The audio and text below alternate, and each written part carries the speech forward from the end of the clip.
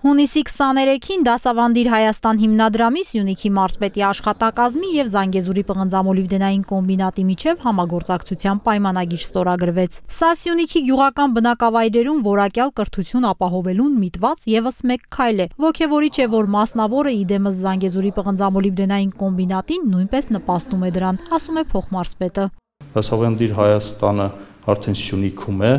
և արդեն ունի վստահելի գործընկերներ հանդիզինս մարզպետարանի և ԶՊՄԿ-ի։ Կարևորության առումով պիտի ասեմ, որ մենք ունենք ավանդաբար որոշ մասնագիտություններ, հիմնականում բնագիտական մասնագիտություններն են,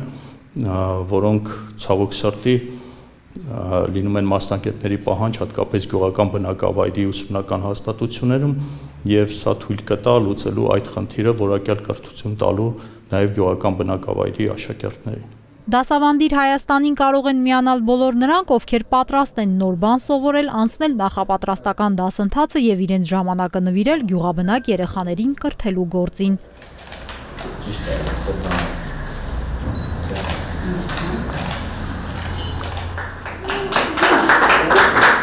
Դասավանդիր Հայաստանի նոր ուսուցիչների սերունդը սեպտեմբերից կմտնի Սյունիքի տարբեր դպրոցներ, գյուղական համայնքներում և 2 տարի կաշխատեն որպես պետական ուսուցիչներ,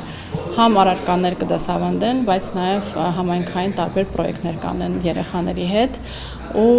մոտ 2000 երեխայի հետ ենք սկսելու աշխատել այս սեպտեմբերից ու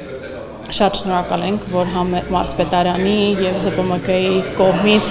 այդ աջակցությունը կա, որպեսզի կարողանանք այս գործը սկսել և